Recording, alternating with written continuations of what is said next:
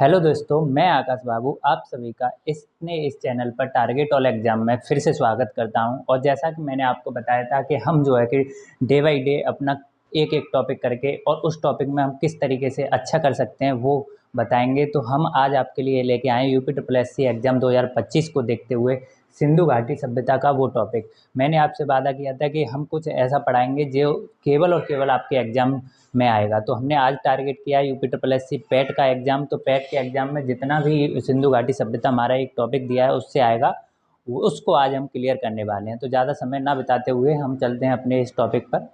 तो आइए समझते हैं सिंधु घाटी सभ्यता क्या है। सिंधु घाटी सभ्यता का जिसका उद्भव हुआ 2350 बीसी से लेकर 1750 बीसी तक, जिसको अलग अलग ज्ञाताओं ने अलग अलग अपनी अपनी अलग अलग तारीखें दी, अपना अलग अलग समय बताया। लेकिन जो सबसे ज़्यादा मान्य है एनसीईआरटी द्वारा 2350 से लेकर 1750 बीसी तक, आप इसी को सही मानिएगा, ठीक है ना। और यही सब सर्वमान्य रहेगा। तो सिंधु घाटी सभ्यता क्या थी उसके बारे में विस्तार समझते हैं कि कुछ समय पहले जो है कि जब कुछ इतिहासकारों ने सिंधु घाटी सभ्यता की खोज की तो उसके साक्ष्य न मिलने पर उसको कहाँ कहाँ खोजा गया, किस तरह से खोजा गया, वो सारा विस्तार मैं आपको इस नक्शे द्वारा बताने जा रहा हूँ। जैसा आप देख पा रहे हैं कि हमारे इस भारतीय नक्शे में किस जगह पर सिंधु घाटी सभ्यता का विस्तार हुआ है ना। तो सिंधु घाटी सभ्यता का विस्तार किस तरीके से हुआ वो सारी चीज़ें समझते हैं।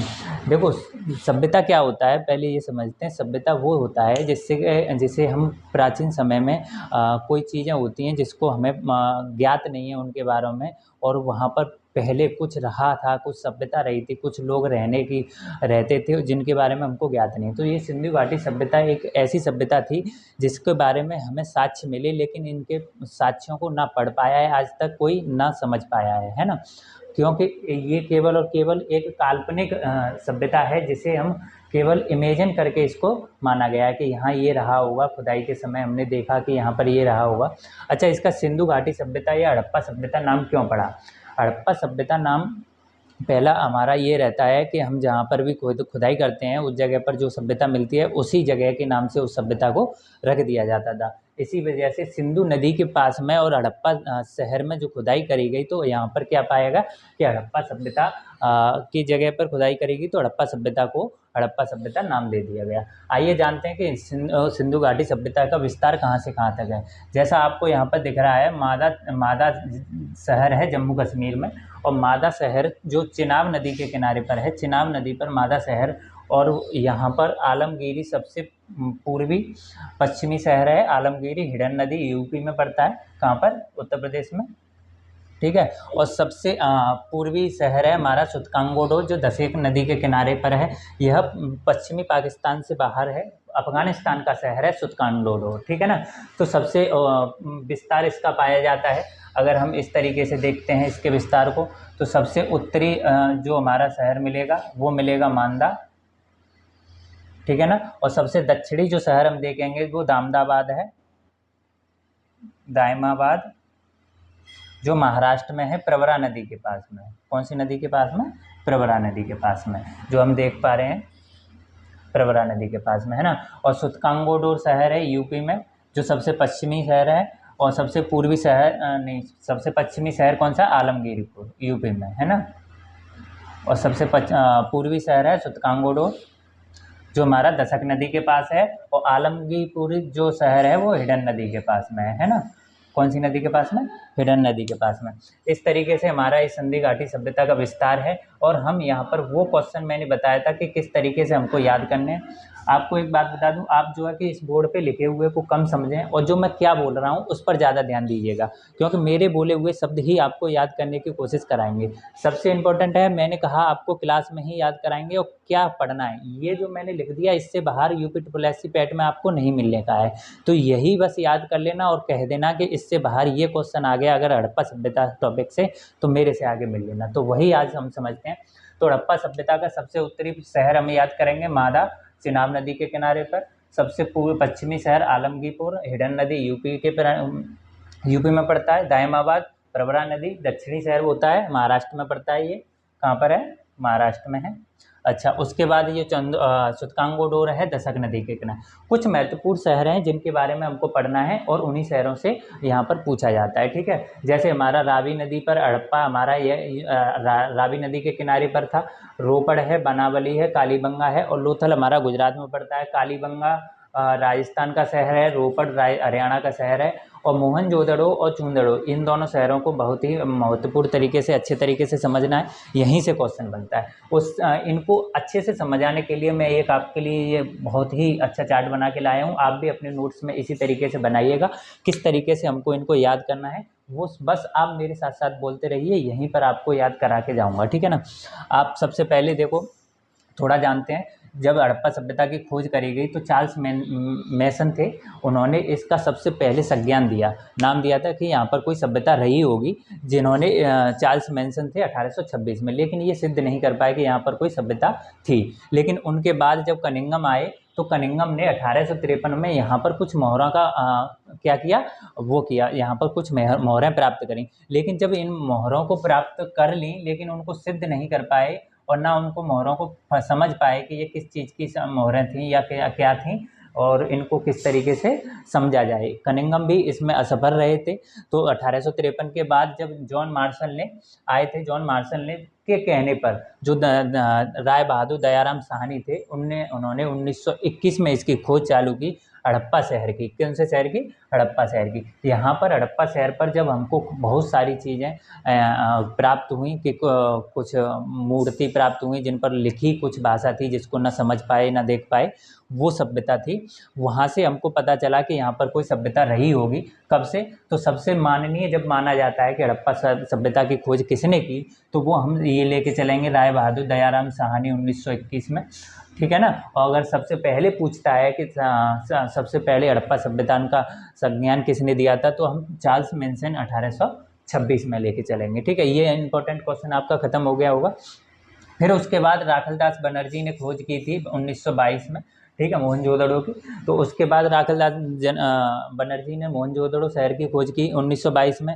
फिर 1924 में जॉन मार्शल थे, उन्होंने प्राचीनतम सभ्यता इसको घोषित किया था। क्या किया था?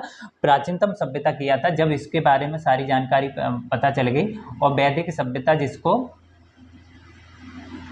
मैं लिख देता हूँ, वैदिक सभ्यता। इससे पहले जब इसकी खुदाई से पहले हम वैदिक सभ्यता को सबसे प्राचीनतम सभ्यता मानते थे। लेकिन जब इन सारी चीज़ों के साक्ष्य मिले और इसकी खोज की गई तो उसके बाद हमने इसको वैदिक सभ्यता को सबसे प्राचीनतम सभ्यता का दर्जा न देते हुए किसको दिया गया? 1924 में जॉन मार्शल द्वारा किसको दे दिया गया? हड़प्पा सभ्यता या सिंधु घाटी सभ्यता का, ठीक है ना। उसके बाद हम चलते हैं अपने कुछ प्रमुख शहर हैं, 7 प्रमुख शहर मैं लेके आया हूँ जिनसे ही आपका क्वेश्चन बनता है। और यही चार्ट आप ये देख लीजिए, यहाँ के अलावा आपको कहीं भी क्वेश्चन नहीं मिलेगा। तो ये 7 जो टॉप शहर हैं इनको ध्यान से सुनिएगा। जैसे पहला शहर मैंने बताया था आपको, हड़प्पा शहर लिखा हुआ है और ये बहुत ही इंपॉर्टेंट शहर है। इसके बारे में जानते हैं, हड़प्पा सभ्यता। हड़प्पा की खोज जो की गई थी 1931 में राय बहादुर दयाराम साहनी ने की थी। बहुत इंपॉर्टेंट, सुनिएगा, समझिएगा। हड़प्पा शहर की खोज किसने की? राय बहादुर। यहाँ पे लिखेंगे राय बहादुर 1921। ये 1921 में की, बस इतना याद करना है हड़प्पा शहर से। इससे ज़्यादा आपके लिए हड़प्पा शहर से अगर नहीं पूछेगा UPSSC पैट की जहाँ तक बात की जाए तो, ठीक है ना। उसके बाद हम बात करते हैं मोहनजोदड़ो शहर की। मोहनजोदड़ो को क्या कहा जाता है? सबसे नगरीय शहर कहा गया, क्योंकि हड़प्पा सभ्यता को नगरीय सभ्यता के बारे से जाना जाता है, क्योंकि यहाँ पर पक्की सड़कें, ईंटें और कुछ ऐसे साक्ष्य मिले जिससे ये साबित हुआ कि एक शहरी सभ्यता है।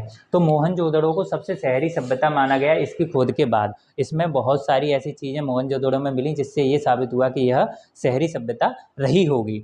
तो मोहनजोदड़ो में जैसे जिसकी खोज की थी 1922 में, किसने? राखलदास बनर्जी ने। अच्छा, ये हड़प्पा सभ्यता जैसे रावी नदी के किनारे स्थित है, ये याद रख लेना है। और मोहनजोदड़ो उसी तरीके से हमारा, जैसे हड़प्पा सभ्यता रावी नदी के किनारे, उसी तरह मोहनजोदड़ो हमारी सिंधु नदी के किनारे है, ठीक है ना। तो हम इसे भी याद रखेंगे, ये सिंधु नदी पर है, ठीक है। अब ये सिंधु नदी पर हो गया हड़प्पा सभ्यता के बाद। अच्छा, हम इसके बारे में मोहनजोदड़ो के बारे में कुछ ऐसी चीज़ें जैसे हमें मिला, वहाँ पर कांस्य नर्तन मूर्ति मिली, जिससे हमें साबित हुआ कि ये शहरी रही होगी। कांस्य युगीन, इसको हम बोलते हैं कांस्य युगीन सभ्यता बोलते हैं हड़प्पा सभ्यता को। यहाँ से भी क्वेश्चन बनता है कि क्या कांस्य युगीन सभ्यता कौन सी रही थी। ठीक है, उसके बाद पशुपति। पशुपति जो हमारे पशुपति शिव जिसकी पूजा करी थी सिंबड़ वाला बैल होता है, जो यहाँ पे सिंबड़ निकला होता है, उस बैल की पूजा करते थे, उसे पशुपति देव माना जाता था शिव का। ठीक है, उसके बाद स्नानागार, स्नान करने के लिए बहुत अच्छे स्नानघर मिले, इस वजह से इसको हम वो मानते थे। और यहाँ कुछ चांदी की प्राप्ति हुई, जिसे मोहनजोदड़ो में कुछ चांदी के साक्ष्य मिले, इस वजह से इसको क्या कहते हैं, शहरी सभ्यता भी कहा जाता है। तो हमारा कंप्लीट हुआ, क्या कंप्लीट हुआ, मोहनजोदड़ो वाला शहर, हड़प्पा सभ्यता वाला शहर। हड़प्पा सभ्यता 1921 राय बहादुर साहनी और कौन सी नदी, रावी नदी। ठीक है, मोहनजोदड़ो 1922 राखलदास सिंधु नदी के किनारे। ठीक है, इतना इतना याद करते रहना, बस इसी से आपका यूपी पैट आएगा, इससे आगे नहीं पूछ पाएगा। मोहनजोदड़ो को कांस्य युगीन सभ्यता कहा गया। नर्तन की मूर्ति मोहनजोदड़ो में मिली। पशुपति वो शिव को माना जाता है और शिव को समझ के पूजा किया गया। सिंबड़ वाला बैल कहाँ से, मोहनजोदड़ो से। स्नानघर कहाँ मिला, मोहनजोदड़ो। चांदी के साक्ष्य कहाँ मिले, मोहनजोदड़ो। ठीक है, आगे हमारा शहर आता है कालीबंगन, जो कहाँ पर स्थित है, हमारे राजस्थान में। अच्छा, राजस्थान में जो कालीबंगन शहर स्थित है, इसके बारे में क्या क्या है, इसकी खोज जो है पीओ टेसीटोरो ने की थी। किसने की थी, पीओ टेसीटोरो ने हड़प्पा सभ्यता उसकी कालीबंगन शहर की खोज की थी। ठीक है, इसमें क्या मिला था हमको, जो अगलानंद 1952 में थे, अगलानंद ने इसकी सिद्ध की थी 1952 में, इसकी खोज करके कि यहाँ पर भी एक हड़प्पा सभ्यता का शहर रहा था। जैसे जैसे खुदाई करते गए, इसके और शहर उनका विस्तार होता गया। और जहाँ तक ये मैंने आपको विस्तार बताया है कि सबसे ऊपर मांदा चिनाब जम्मू कश्मीर से लेके नीचे तक महाराष्ट्र में दाइमाबाद तक, और उत्तर प्रदेश में आलमगीरपुर, और अफगानिस्तान में सुतकांगोडोर, ये सारे शहरों को मिलाकर ये हड़प्पा सभ्यता का विस्तार है। जितना आपको दिख रहा है, इससे बाहर का विस्तार हड़प्पा सभ्यता का नहीं है। ठीक है, इससे और जो खोजें करी जा रही हैं, अभी भी प्रेजेंट में कुछ समय कुछ क्षेत्रों को खोजा गया है। अच्छा, आगे चलते हैं। कालीबंगा शहर हो गया हमारा। उसके बाद आते हैं हम लोथल शहर पर। लोथल शहर हमारा गुजरात में पड़ता है। कहाँ पर पड़ता है, ये रहा लोथल शहर। लोथल शहर हमारा गुजरात का महत्वपूर्ण शहर है, यहाँ से क्वेश्चन बनता है। लोथल शहर अहमदाबाद में है। इसकी खोज जो है कि 1954 में डॉक्टर RS राव ने की थी। किसने की थी, ऐसे याद करेंगे। लोथल शहर की खोज 1954 में RS राव द्वारा की गई। ठीक है, उसको भागवा नदी, इसकी भोगवा नदी अहमदाबाद के किनारे इसकी खोज की गई। ठीक है, अच्छा, इसका सबसे इंपॉर्टेंट क्वेश्चन बनता है कि ये कौन सा है, मृतकों का टीला कहा जाता है। क्या कहा जाता है इसको, मृतकों का टीला। किस शहर को किया जाता है, लोथल शहर को मृतकों का टीला कहा जाता है। स्नानगार और जो है कि हमारे पशुपति, कांस्य युगीन सभ्यता और चांदी का मोहनजोदड़ो में मिला। हड़प्पा सभ्यता हमारी 1921 राय बहादुर शास्त्री, है ना। मोहनजोदड़ो राखलदास सिंधु, ये मेरे साथ अगर आप बोलते रहेंगे तो आपको यहीं के यहीं याद हो जाएगा। अच्छा, अब लोथल हो गया। लोथल के बाद हम आते हैं धौलावीरा शहर पे। कौन से पे, धौलावीरा, जो हमारा मैंने यहाँ पर लिखा नहीं धौलावीरा, यहाँ लिख लेना, ये भी हमारा राजस्थान का शहर है। ये यहाँ पर धौलावीरा आप लिख लेना। ठीक है, ये धौलावीरा शहर है हमारा। इसको भी कुछ इंपॉर्टेंट टॉपिक्स हैं जो हमें याद करने चाहिए, जहाँ से क्वेश्चन बन सकता है। 1968 JP जोशी द्वारा इसकी खोज की गई थी। कब, 1968 JP जोशी द्वारा धौलावीरा शहर की गई। ये जो है कच्छ में, गुजरात का धौलावीरा शहर है ये, सॉरी गुजरात का है ना। कच्छ के मनहर से मानसरोवर तक इसका विस्तार किया गया है धौलावीरा शहर का।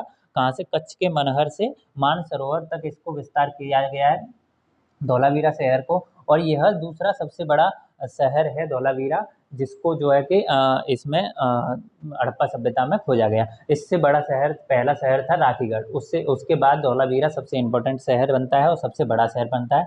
और यह एकमात्र ऐसा शहर है जो कर्क रेखा से कर्क रेखा यहाँ से होकर गुजरती है। कौन से धौलावीरा सभ्यता शहर एकमात्र ऐसा शहर है जिससे कर्क रेखा होकर गुजरती है। ये इंपॉर्टेंट क्वेश्चन है, ये बहुत इंपॉर्टेंट क्वेश्चन है, यहीं से आपको देखने को मिलेगा पैट में क्वेश्चन, यहाँ से बाहर आपको नहीं मिलेगा, ठीक है। और यही एकमात्र ऐसा शहर है जो धौलावीरा जो यूनेस्को में इसको शामिल किया गया है, ठीक है। और दूसरा सबसे बड़ा शहर धौलावीरा शहर को यूनेस्को में शामिल किया गया, विश्व धरोहर में धौलावीरा शहर को शामिल किया गया हड़प्पा सभ्यता से। अच्छा, अब आते हैं हम चहुंदड़ो शहर से। चहुंदड़ो शहर कहाँ पर स्थित है? चहुंदड़ो शहर आप ये देख पा रहे होंगे, यहाँ पर जो है सिंधु घाटी का जो तट बना हुआ है उस तट के किनारे पर चहुंदड़ो शहर स्थित है। इसकी खोज 1931 में एनजी मजूम द्वारा की गई थी। किसके द्वारा? 1931 में एनजी मजूम द्वारा चहुंदड़ो नदी के तट पर इसको खोजा गया और 1931 में, ठीक है। इसमें क्या किस किस चीज़ की प्राप्ति हुई?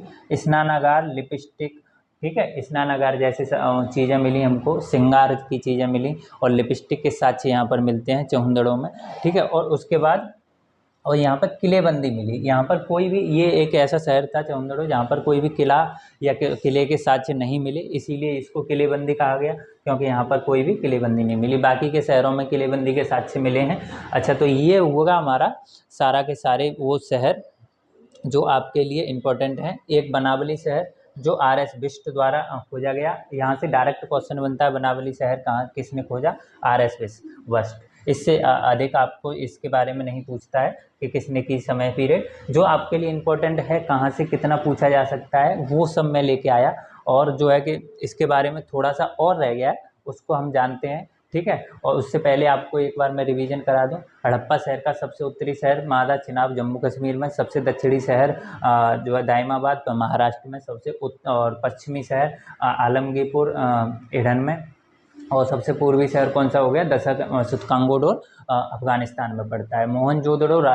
मोहनजोदड़ो सिंधु नदी के पास में, हड़प्पा सभ्यता रावी नदी के पास में, चहुंदड़ो है, धौलावीरा गुजरात में, लोथल गुजरात में, ठीक है। और रोपड़ हमारा हरियाणा में, बनावली कालीबंगा राजस्थान में। ये हमारा शहर का विस्तार हुआ। जैसे जॉन चार्ल्स मैसन ने इसकी संज्ञा दी 1826 में। कनिंगम ने मोहरें प्राप्त की, जिसको पढ़ा न जा सका न समझा जा सका 1853 में। जॉन मार्शल ने, राय बहादुर दयाराम साहनी ने इसकी खोज की थी, इसी को खोजकर्ता माना जाता है इसको 1931 में। अगर आपको डायरेक्ट खोजकर्ता पूछता है तो आप हमारा बताएंगे हड़प्पा सभ्यता की खोज राय बहादुर साहनी ने 1921 में की गई। राखलदास बनर्जी ने 1922 में मोहनजोदड़ो शहर की खोज की गई, जिसके अत्यधिक साक्ष्य मिले, जिससे पता चला कि यह एक जो है कि शहरी वो है सभ्यता है। 1924 में जॉन मार्शल प्राचीनतम सभ्यता वैदिक सभ्यता को न मानकर और हड़प्पा सभ्यता को प्राचीनतम सभ्यता का दर्जा दिया जॉन मार्शल ने 1924 में, इतनी खोज होने के बाद। और बाकी ये मैंने आपको शहरों के बारे में बताया। हड़प्पा सभ्यता 1921 से राय बहादुर साहनी ने रावी नदी के किनारे। मोहनजोदड़ो 1922 राखलदास सिंधु नदी के किनारे। कांस्य नर्तनी मिली, नर्तनी मूर्ति, पशुपति, स्नागार, चांदी के साक्ष्य मिले। कहाँ पर? मोहनजोदड़ो में। कालीबंगा में पीओ टेस्टोटोरी द्वारा खोज की गई। आलंगानंद को इसकी खोजकर्ता बाद में माना गया, ठीक है। काले रंग की चूड़ी यहाँ पर प्राप्त हुई है कालीबंगा में, इसीलिए इसको याद रखना है कि काले रंग की चूड़ी कहाँ पर प्राप्त हुई? कालीबंगा शहर में। लोथल सबसे इम्पोर्टेंट शहर बताया मैंने, 1954 में खोज की गई डॉक्टर SR राव द्वारा। भोगवा नदी के अहमदाबाद किनारे पर स्थित है और मृतकों का शहर कहते हैं, तो इसको कहा जाता है लोथल को। धौलावीरा सबसे इम्पोर्टेंट शहर है, इसको 1968 में JP जोशी द्वारा जो है कि वो खोज किया गया। कच्छ मनहर से लेकर मानसरोवर तक इसका विस्तार है, इसको याद रखना है। कर्क रेखा से गुजरने वाला एकमात्र शहर है, यूनेस्को में शामिल होने वाला एकमात्र शहर है, और दूसरा सबसे बड़ा शहर है हड़प्पा सभ्यता का, जिसको खोजा गया, ठीक है। उससे पहले राखीगढ़ पहला सभ्यता माना जाता है। चहुंदड़ो को देखेंगे, सिंधु घाटी सभ्यता 1931 सिंधु नदी के तट पर है। इसे 1931 में NG मजूम द्वारा खोजा गया। श्रृंगार, लिपस्टिक और किलेबंदी के यहाँ पर साक्ष्य मिले हैं। किलेबंदी यहाँ पर का अर्थ है कि यहाँ पर किले का विस्तार नहीं मिलता है।